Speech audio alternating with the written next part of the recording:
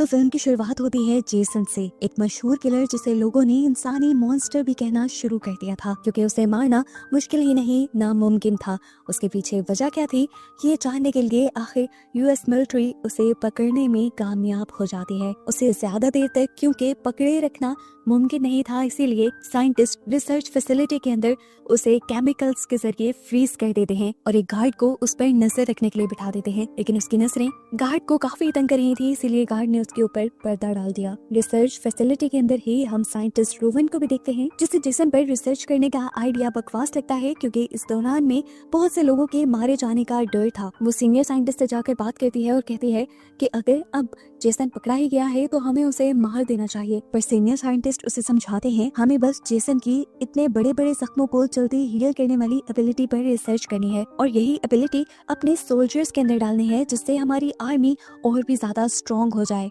अपना मकसद पूरा हुए बगैर ही जेसन को मार देना कोई भी अक्लमंदी नहीं है। अब वो रोवन को छोड़कर खुद ही जेसन के पास चले जाते हैं अपने बहुत सारे सोल्जर्स को लेकर। लेकिन ये देखकर वो हैरान हो गए कि उस पर्दे के पीछे असल में जेसन था ही नहीं, बल्कि उन्हीं का सोल्जर था। इससे पहले कि वो उसे कहीं ढूंढ पाते, एक पर्दे के पीछे से जेसन निकल आता है और धड़ाधड़ करके यहाँ लोगों को बेरहमी से मारना शुरू कर देता है। सभी सोल्जर्स उसे रोकने के लिए उसके ऊपर फायरिंग शुरू कर देते हैं, लेकिन किसी भी गोली का उस पर कोई असर नहीं था। जेसन को जिस चैन से बांधा गया था, उसी चैन को घुमाते हुए वो उस सोल्जर को भी पकड़ लेता है जो उसके ऊपर गोलियां चला रहा था, और यहाँ दूसरी तरफ अपने हाथ में पकड़े हुए चाकू से वो दूसरे सोल्जर को भी मार देता है। जैसे ही सारे सोल्जर मर जाते हैं, वो साइंटिस्ट जो यहाँ के खड़ा हुआ था वो बहुत ही ज्यादा डर जाता है और यहाँ से भागने की कोशिश करता है, लेकिन जेसन पीछे से अपना चाकू घुमाते हुए उसकी तरफ फेंकता है, जो साइंटिस्ट की बॉडी में पीछे से स्टैब होते हुए उसे भी मार देता है। अब यहाँ पर कोई नहीं बचा था। बाहर खड़ी रोवन को बस चिल्लाने की आवाजें आ रही थी। वो डर गई थी। इससे पहले कि अंदर जाती, फैसिलिटी का दरवाजा तोड़ते हुए एक सोल्जर उसके सामने गिरता है जो मरने की स्टेज पर था, और वो रोवन को भाग जाने को कहता है, क्योंकि अब जेसन शिकारी नजरों से रोवन को देख रहा था। वो उसी सोल्जर की गन लेते हुए बहादुरी से जेसन पर शूट करती रहती है और उसे पीछे चलने पर मजबूर करती है। पीछे होता हुआ जेसन एकदम से उसी पॉड में चला जाता है जहाँ उसे फ्रीज किया जाता था। बिना वक्त गवाए दोबारा रोवन उस पॉड को भी जल्दी से लॉक करने की कोशिश कर रही थी कि तभी जेसन ने उस पॉड के अंदर से ही अपने चाकू को जोर से बाहर निकाला, जिससे पॉड टूटकर चाकू रोवन की बॉडी के अंदर स्टैब हो गया। ये पॉड भी एक्टिवेट हो चुका था और इसमें से भी अब फ्रीजिंग गैस बाहर निकलने लगी थी, जिससे जेसन फ्रीज होने लगा। गोलियों की आवाज की वजह से पहले ही ये पूरी की पूरी फैसिलिटी लॉक होने लगी थी, और इससे पहले कि रोवन यहाँ से बाहर निकल जाती, ये फैसिलिटी पूरी तरह सील हो जाती है। यहाँ कोई भी पॉड की गैस को बंद करने वाला रहता ही नहीं। पॉड के अंदर से जो जेसन ने चाकू चलाया था, उसकी वजह से पॉड की गैसेस बाहर भी निकलने लग जाती हैं और कुछ ही देर में पूरी फैसिलिटी में फैल जाती हैं, और ऐसे रोवन भी उन्हीं गैसेस की वजह से यहाँ पर फ्रीज हो जाती है। खैर, अब सीन कट हो जाता है और हमें आज से 450 साल का वक्त दिखाया जाता है। पता चलता है कि ये पूरी दुनिया इंसानों के पिलाई पोल्यूशन की वजह से तबाह हो चुकी है और अब इस दुनिया पर कोई भी नहीं रहता। सारे इंसान एक दूसरे प्लैनेट पर शिफ्ट हो चुके हैं, जिसे अर्थ 2 के नाम से जाना जाता है। 445 साल बाद अर्थ 2 से एक टीम इस अर्थ को विजिट करने के लिए आती है, क्योंकि इन्हें दोबारा अर्थ को ठीक करने के तरीके ढूंढने हैं और साथ ही साथ इस अर्थ के बारे में बहुत कुछ जानना भी है। इसी दौरान इन्हें वो फैसिलिटी भी मिल जाती है जहाँ पर जेसन के साथ साथ साइंटिस्ट रोवन भी फ्रीज थी, जिन्हें देखकर ये पूरी की पूरी टीम बहुत ज्यादा एक्साइटेड हो गई, क्योंकि इन्हें पता चला कि रोवन अभी तक जिंदा है। ये हैरानी की बात तो थी, लेकिन ऐसा हुआ इसलिए था क्योंकि उनकी बॉडी को एक परफेक्ट टेम्परेचर मिला था, जिसने उनकी लाइफ बहुत ज्यादा बढ़ा दी थी। टीम लीडर रोवन के साथ साथ पॉड के अंदर रखी जेसन की बॉडी को भी शिप में ले जाने का फैसला करते हैं, और जैसे ही पॉड का दरवाजा खोलते हैं तो रोवन के हाथ में पकड़ा हुआ मशहरी एकदम से नीचे गिरता है और इनके एक साथी का पूरा बाजू उसके जिस्म से अलग कर देता है। वो लड़का जोर से चिल्लाता है। ये लोग जेसन की बॉडी को तो संभाल लेते हैं और उस लड़के को जल्दी से एक पेन किलर इंजेक्शन देते हैं। खैर, उसके बाद ये दोनों बॉडीज को अपनी शटल में ले जाते हैं। जिस लड़के का बाजू कटा था उसे ये लोग एक बैग पर लेटा देते हैं, जो कुछ ही देर में उसका ये बाजू बनाना शुरू कर देता है, क्योंकि ये एक नैनो टेक्नोलॉजी वाला बैग था जो इंसान के या किसी भी जानवर के किसी भी हिस्से को रीजनरेट कर सकता था, दोबारा बना सकता था। जबकि दूसरी तरफ हमें रूवन 1 को दिखाया जाता है लैब 1 के अंदर। उसके बहुत सारे स्कैन करने के बाद उसे भी नैनो टेक्नोलॉजी वाले बेड पे लिटाया गया था और उसे दोबारा होश में लाने की कोशिश की जा रही थी। जबकि लैब 2 के अंदर जेसन के ऊपर रिसर्च हो रही थी और ये देखकर सब लोग बहुत ज्यादा हैरान थे कि जेसन की बॉडी के अंदर एक बहुत छोटा सा दिमाग था जो उसकी बॉडी को चला रहा था। यहाँ पर भी साइंटिस्ट जेसन की आंख का सैंपल निकालती है जो बहुत ही बुरे तरीके से खराब हो चुकी थी। दूसरी तरफ हम देखते हैं कि रोमन को भी होश आ जाता है और होश में आते ही नए लोगों को अपने करीब देखते ही वो पैनिक कर जाती है और यहाँ पर साइंटिस्ट को थप्पड़ भी लगा देते हैं और साइंटिस्ट उन्हें काम डाउन करते हैं और सिचुएशन समझाने की कोशिश करते हैं कि वो इस टाइम फ्यूचर में है और रिसर्च लैब में है क्योंकि पिछले 450 साल से वो बेहोश थी। ये सुनकर तो साइंटिस्ट खुद भी बहुत ज्यादा शॉक में रह गई थी। टीम लीडर इस टाइम अर्थ 2 से कांटेक्ट करते हैं और उन्हें ये खबर देते हैं कि उनके पास 450 साल पुराने लोग हैं जो अभी भी जिंदा हैं।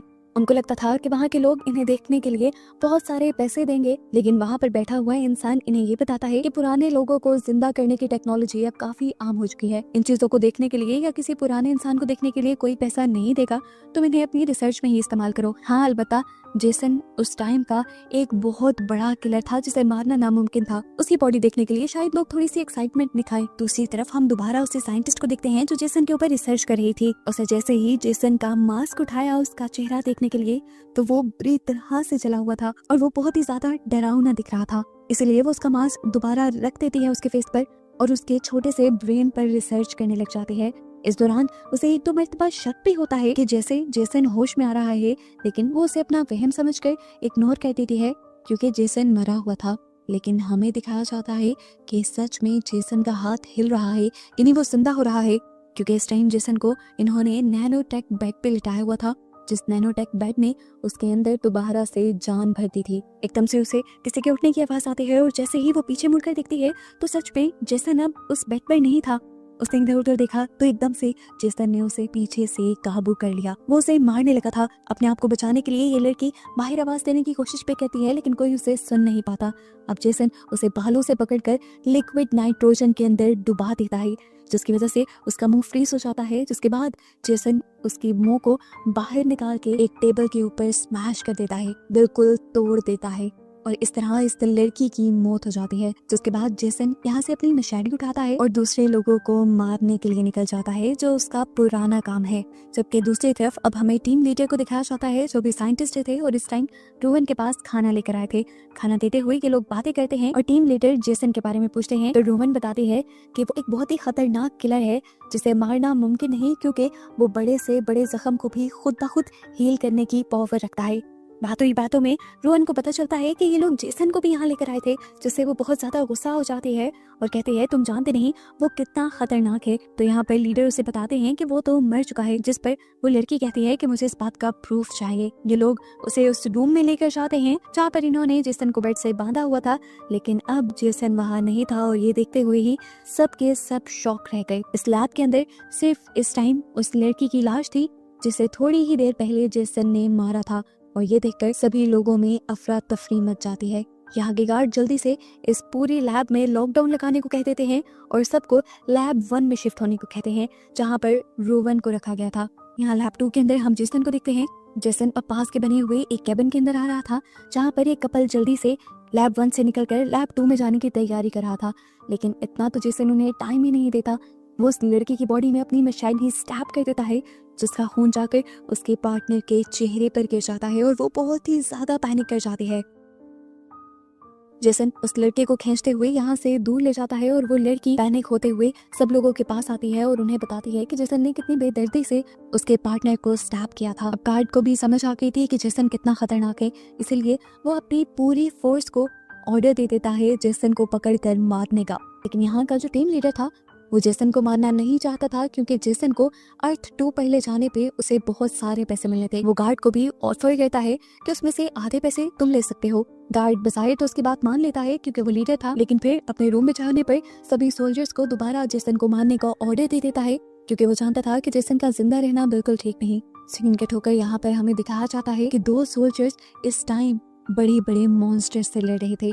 एक सोल्जर पहले ही एक ही शूट में एक मॉन्स्टर को मारने में कामयाब हो जाता है, लेकिन वो नहीं जानता था कि दूसरा मॉन्स्टर भी उसके पीछे ही है। तभी उसका दूसरा साथी पीछे से इसी मॉन्स्टर को शूट कर देता है और तभी एक और किलर इसी रूम में आ जाता है और वो था जेसन। जेसन पकड़कर यहाँ सभी लोगों को मारता जा रहा था। ये किलर कहाँ से आया था, इसे देखकर ये सब लोग कंफ्यूज हो गए थे, क्योंकि इस टाइम ये लोग एक गेम खेल रहे थे और गेम में ही मॉन्स्टर को मार रहे थे और इस गेम में जेसन नाम का कोई किलर तो था ही नहीं। तब इन्हें रियलाइज होता है कि इनकी स्टिमुलेशन के अंदर सच में कोई और आ गया है। जैसे ही ये लोग अपनी डिवाइसेस अपने सरों से उतारते हैं तो देखते हैं कि वहाँ पर सच में जेसन था जो यहाँ के लोगों को मार रहा था। ये देखते हुए यहाँ पर वो लड़का जिसका बाजू भी कट गया था वो फौरन ही पीछे से जेसन के ऊपर हमला करता है उसे मारने के लिए, लेकिन जेसन एक ही बार में उसे अपने पीछे से आगे लाते हुए गले से पकड़कर उसका गला दबा देता है और आखिर उसे मारकर जमीन पे गिरा देता है। जिसके बाद वो दूसरे आदमी को तो सिर्फ एक थप्पड़ मारकर दीवार पे गिराते हुए ही उसकी जान ले लेता है। यहाँ जो सोल्जर्स जेसन को ढूंढ रहे थे वो जब गेमिंग रूम में आकर इन दोनों की बॉडी देखते हैं तो फौरन सभी लोगों को अलर्ट कर देते हैं। इसी गेमिंग जोन से अगले रूम में हम एक इंजीनियर को देखते हैं जो अपने कानों पे हेडफोन लगाए अपने काम में बिजी था। वो किसी की बातें तो सुन नहीं पा रहा था, लेकिन एकदम से अपने सामने लगे हुए मिरर में वो पीछे से जेसन को दिखता है और इससे पहले कि वो कुछ रिएक्ट कर पाता पीछे से धड़ाधड़ गोलियां चलती हैं जो यहाँ पर कैप्टन चला रहे थे जेसन को मारने के लिए। इतनी सारी गोलियां लगने के बाद ये लोग समझ रहे थे कि जेसन मर गया होगा, लेकिन गोलियों की तबाही खत्म करते ही ये लोग देखते हैं कि जेसन तो वहाँ से भाग चुका था और यहाँ पे अब इंजीनियर भी नहीं था। हैरान परेशान ये लोग अब जेसन को ढूंढने लग जाते हैं, जबकि जेसन इन्हीं के रूम में था और खामोशी से लोगों को मार रहा था। वो पहले अपनी मशाली से एक सोल्जर को पकड़कर मार देता है और फिर एक दूसरे सोल्जर को पकड़कर उसकी गर्दन को मोड़ते हुए उसका भी काम तमाम कर देता है। जिसके बाद वो तीसरे सोल्जर के सामने आता है। ये सोल्जर कुछ बहादुर था, इसीलिए थोड़ी देर तक जेसन के सामने टिक पाया। उसने जेसन को 2-3 हिट भी किए, लेकिन ज्यादा फायदा नहीं हुआ क्योंकि जेसन ने एक पंच मारते हुए ही उसे नीचे गिराया और वो मर गया। अब जैसे ही आगे बढ़ने वाले सोल्जर्स को इन सोल्जर्स की बॉडी दिखती है तो वो फौरन अपने कैप्टन को इस बारे में बताते हैं और कैप्टन उन्हें जल्द ही आगे बढ़ते हुए अपना मिशन कंप्लीट करने को कहते हैं, यानी जेसन को मारने को कहते हैं। अपने बॉस का ऑर्डर मिलते ही वो लड़की आगे की तरफ बढ़ती है और जेसन को ढूंढ ही रही होती है, लेकिन जेसन तो उसके पीछे था जो एकदम से उसकी गर्दन पे अपनी मशाली रखते हुए उसकी गर्दन काट देता है। वो लड़की उसी टाइम मरती नहीं बल्कि रेडियो से अपने साथियों को मदद के लिए बुलाती है। वो मदद खुद को जिंदा रखने के लिए नहीं मांग रही थी बल्कि जेसन को पकड़ने के लिए मांग रही थी और ऐसा करते ही वो खुद मर गई। उसकी लोकेशन बताने की वजह से यहाँ पर एक और सोल्जर आया जिसके हाथ में एक बहुत ही एडवांस गन थी। वो इस गन से बार बार शूट करते हुए जेसन को पीछे की तरफ चलने पर मजबूर कर देता है और आखिर जेसन एक हुक के ऊपर गिरता है जो इन्हीं का लगाया एक ट्रैप था। दूसरा सोल्जर फौरन ही मशीन से उस हुक को ऊपर कर देता है और ये सब लोग इस बात का जश्न मनाते हैं कि इन्होंने जेसन को पकड़ लिया। इससे पहले कि ये लोग जेसन को किसी लैब के अंदर लेकर आते, जेसन फौरन से उस हुक से जंप करते हुए इसी सोल्जर को पीछे से हमला करते हुए मार देता है। अब कैप्टन जो इन सब की दी हुई रिपोर्ट्स को लेते हुए यहाँ तक जेसन को पकड़ने आया था, वो देखता है कि हुक में जेसन नहीं बल्कि उसका अपना ही सोल्जर है और ऐसे वो जान गया कि उसके तकरीबन सोल्जर्स भी मारे गए हैं और इस टाइम वो ही जेसन के सामने है उससे लड़ने के लिए और जेसन भी अभी जिंदा है। इससे पहले कि वो जेसन को ढूंढ पाता, जेसन एकदम से पीछे से उसके ऊपर हमला करता है और उसे दीवार के साथ लगा देता है। वो एक बार, 2 मरतबा, 3 मरतबा उस कैप्टन की बॉडी में अपनी मशाली से स्टैब करता है, लेकिन कैप्टन उसे गुस्सा दिलवाता है कि मुझे इन हमलों से कुछ नहीं होगा। ये सुनकर जेसन उसे बार बार हमला करते हुए उस पर उसे मार देता है। अब सभी लोग जान गए थे कि जेसन का खतरा बहुत ज्यादा बढ़ गया है। उससे बचने के लिए ये लोग फैसला करते हैं कि ये लोग एक दूसरी पॉट में जाकर उस पॉट के जरिए जल्दी से जेसन से अपनी जान छुड़वा लेंगे। ये लोग सारे उसी स्पेस शटल में बैठने की कोशिश में लग जाते हैं और इससे पहले कि सब लोग स्पेस शटल में बैठकर इसे यहाँ से दूर ले जाते, एकदम से उस पायलट के पीछे ही जेसन आ जाता है जो उस पायलट को मार देता है और शटल का कंट्रोल लेते हुए उस शटल को इसी स्पेसशिप के ऊपर क्रैश करवा देता है, जिससे स्पेसशिप के काफी सारे सिस्टम तबाह हो जाते हैं। मॉनिटर स्क्रीन पर बैठे ये सब लोग अपनी स्पेसशिप की तबाही देख रहे थे। ये जानते थे कि 15 से 20 मिनट के अंदर अब इन लोगों की भी जान चली जाएगी। लीडर अपने कम्युनिकेशन ऑफिसर से कहते हैं कि यहाँ पर आसपास कोई दूसरी शिप होगी, उसे मदद के लिए बुलाओ, लेकिन पता चला इन्हें कि उस शिप को भी यहाँ तक आने में 20 मिनट लग जाएंगे और इनके पास सिर्फ 15 मिनट थे। अब ये लोग बात ही कर रहे थे कि यहाँ पर कोई जोर जोर से इनका गेट बजाने लगा। ये सभी लोग डर गए। ये जानते थे कि पीछे जेसन ही होगा, इसलिए इन्होंने गेट नहीं खोला तो जेसन विंडो तोड़ते हुए इनके इस चैम्बर में आ गया। अब अपनी जान बचाने के लिए ये लोग सारे उस चैम्बर को छोड़ के दूसरे की तरफ भाग जाते हैं, जबकि पीछे रह जाता है लीडर, जो जेसन से डील करने की कोशिश करता है कि अगर तुम मुझे ना मारो तो मैं अर्थ 2 पर तुम्हें ले जाकर बहुत सारा पैसा और शोहरत दे सकता हूँ। लेकिन जेसन को इस सब की जरूरत नहीं थी। ये लोग जो दूसरे चैम्बर में परेशान थे कि कुछ ही देर में ये स्पेसशिप भी तबाह होने वाली थी और जेसन का भी खतरा था, तो इंजीनियर इन दोनों ही खतरों से निपटने के लिए इन्हें दोबारा स्पेस शटल में जाने का आइडिया देता है, जिसे पहले ही जेसन ने यहाँ से निकलने नहीं दिया था। स्पेस शटल आराम से इस स्पेसशिप से अलग हो जाती और ऐसे अगर स्पेसशिप तबाह भी हो जाती तो इनकी जान बचाती और जेसन इसी में मर जाता और ये लोग जिंदा अर्थ 2 तक पहुंच जाते। लेकिन अब मसला एक ये था कि स्पेस शटल में थोड़ी सी खराबी आ गई थी, जिसे ठीक करने के लिए इंजीनियर उसके अंदर जाते हैं और बाकी ये बची हुई लड़कियां स्पेसशिप से बाकी बचे हुए इंसानों को स्पेस शटल तक लाने का काम करती हैं। और एक लड़का जिसने यहाँ पे एक ह्यूमनॉइड रोबोट को बनाया था, वो उसमें थोड़ी सी मॉडिफिकेशन करने लग जाता है ताकि उसे और भी ज्यादा ताकतवर बनाया जा सके। यहाँ रोवन स्पेस शटल की तरफ जाते हुए एक सोल्जर को मरा हुआ देख लेती है और उसकी गन को उठा लेती है कि अगर उनके सामने जेसन आ गया तो ये लोग उससे लड़ पाए। यहाँ पर रोवन को किसी की सांस लेने की भी आवाज आ रही थी। उसे लग रहा था कि यहाँ पर कोई जिंदा है, जिसे वो चेक करना चाहती थी, लेकिन उसके साथ ही लड़कियां डरी हुई थी। वो उन दोनों लड़कियों को स्पेस शटल की तरफ जाने को कहती है और खुद जब आगे बढ़कर चेक करती है तो ये कैप्टन था, जिसे पूरी तरह जेसन मार नहीं पाया था। उसकी हालत अब ज्यादा खराब हो रही थी, वो बिल्कुल मरने ही वाला था। लेकिन रोवन उससे कहती है कि तुमने हिम्मत नहीं हारनी, मैं थोड़ी ही देर में तुम्हें यहाँ से लेने के लिए आऊंगी और हम लोग अर्थ 2 की तरफ निकल जाएंगे। रोवन अब अपने दूसरे साथियों के पास जाती है और उनसे रिक्वेस्ट करती है कि हमें कैप्टन को इस शटल तक लाना होगा, जबकि दूसरी तरफ हमें दिखाया जाता है कि इन्हें सिग्नल भी मिल जाते हैं कि इंजीनियर ने स्पेस शटल को ठीक कर लिया है। इससे पहले कि ये सब लोग शटल की तरफ बढ़ते, शटल के अंदर हमें दिखाया जाता है कि कोई पायलट का कटा हुआ सर एकदम से ले आया है इंजीनियर के सामने, और ये कोई नहीं है बल्कि जेसन ही है, जो अब इंजीनियर को भी पकड़कर यहाँ पर बने इलेक्ट्रिकल स्पाइक्स के साथ मार मार कर उसको भी जान से खत्म कर देता है। ये देखते हुए शटल के दूसरी तरफ मौजूद एक लड़की बहुत ज्यादा डर जाती है और किसी को भी शटल में लाए बगैर इस शटल का दरवाजा बंद कर देती है। हालांकि सब उसकी मिन्नतें करते रह गए कि उनको भी अंदर आने दो, लेकिन उसने किसी की बात नहीं सुनी और शटल को प्री मैच्योर ही लॉन्च कर दिया, जिसकी वजह से शटल उन्हीं की स्पेसशिप से टकरा कर तबाह हो गई। इन सबको लग रहा था कि जेसन स्पेस शटल के अंदर ही मारा गया, लेकिन वो तो अब इसी स्पेसशिप के अंदर था और इन तीनों के सामने आ चुका था। इन्हें लगा कि अब मौत इनके सामने है और इन्हें कोई नहीं बचा सकता,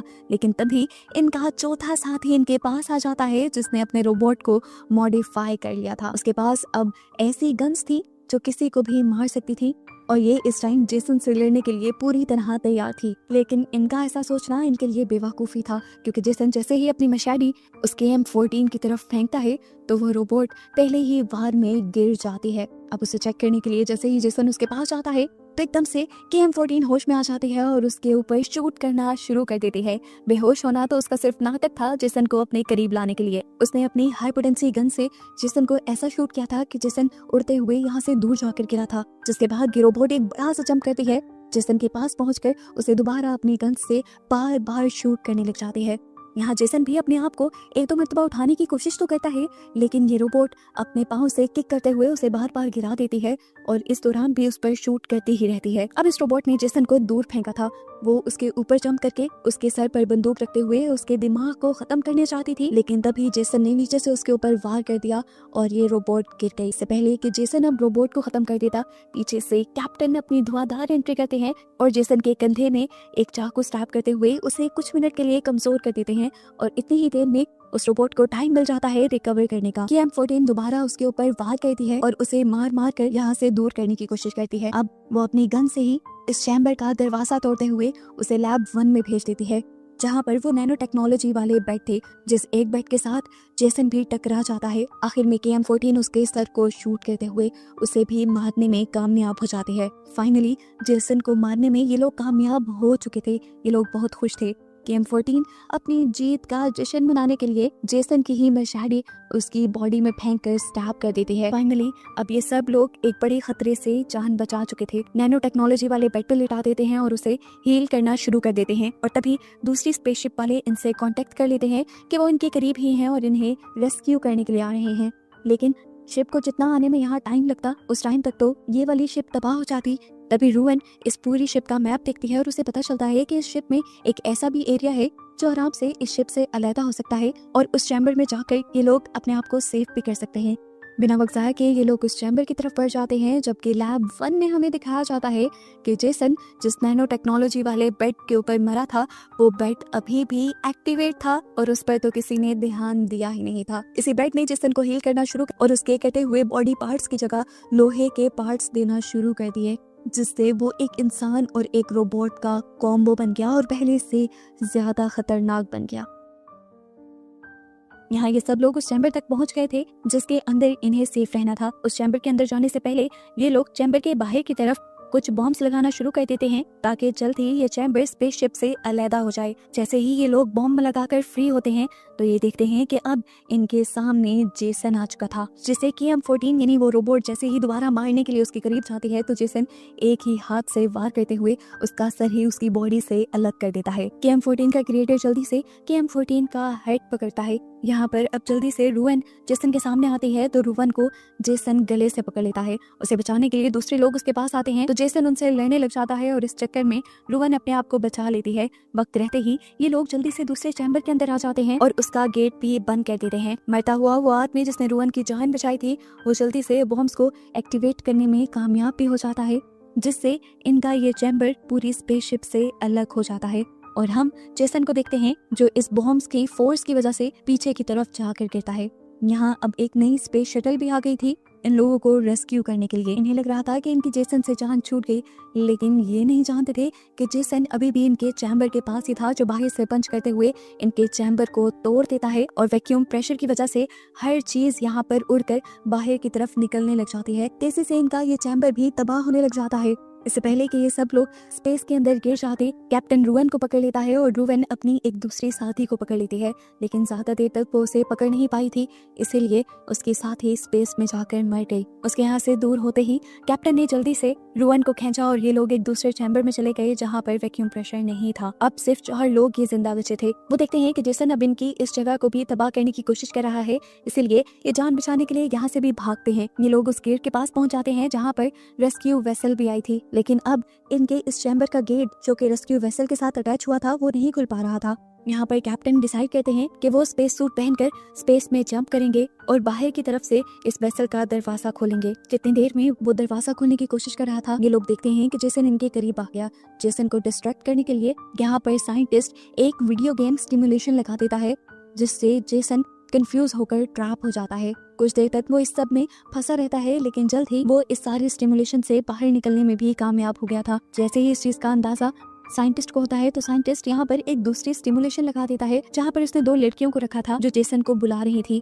जेसन को ये सब बिल्कुल पसंद नहीं था, उसे इन लड़कियों को देखकर गुस्सा आता है और वो इन लड़कियों को ही उनके स्लीपिंग बैग में उठा कर किसी बोरी की तरह पटकता है और उन्हें मार देता है।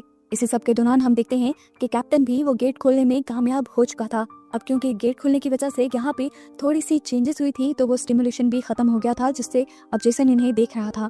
रोवन और साइंटिस्ट जल्दी से उस रेस्क्यू वेसल के अंदर जाने में कामयाब हो जाते हैं। यहाँ आते ही इन्हें अंदाजा होता है कि ये KM-14 का सर तो उसी स्पेसशिप में छोड़ आए और वही इनके लिए बहुत ज्यादा इंपॉर्टेंट था। रोवन उसे लेने के लिए दोबारा स्पेसशिप के अंदर भागती है तो देखती है कि जेसन दोबारा उनका पीछा कर रहा था, जिससे बचने के लिए वो तेजी से इस रेस्क्यू शटल के अंदर तो आ जाती है और पीछे से कोई इस रेस्क्यू शटल का दरवाजा जल्दी से बंद कर देता है और ये कोई और नहीं था बल्कि कैप्टन था, जिसने जेसन के साथ लड़ने का और बाकी सबको बचाने का फैसला कर लिया था। जैसे ही रेस्क्यू वेसल स्पेसशिप से डिटैच होकर अर्थ 2 के लिए निकलती है, वैसे ही पुरानी वाली स्पेसशिप के अंदर कैप्टन एक बॉम्ब एक्सप्लोड कर देते हैं, जिसकी वजह से वहाँ बहुत ज्यादा प्रेशर आता है और रोवन देख पाती है कि उसी प्रेशर की वजह से जेसन अब उनकी इस रेस्क्यू वेसल के करीब आ गया था। इससे पहले कि वो यहाँ पर भी उनके ऊपर हमला कर देता, किसी बैटमैन की तरह कैप्टन आकर उसे पकड़ लेते हैं और यहाँ से दूर ले जाते हैं। तेजी से नीचे गिरते हुए अब इन दोनों की बॉडी जल रही थी, जिसे देखते हुए रोवन और सब लोगों को लगा कि जेसन 2 और कैप्टन मर गए हैं। अर्थ 2 पर हमें दिखाया जाता है कि एक कपल यहाँ पर एक टूटे हुए तारे को देखता है, जो असल में टूटा हुआ तारा नहीं था ही बल्कि जेसन का सर था और वो यहाँ पे अब कोई और तबाही फैलाएगा या नहीं, इसी मिस्टीरियस एंडिंग के साथ ये कहानी यहाँ खत्म हो जाती है।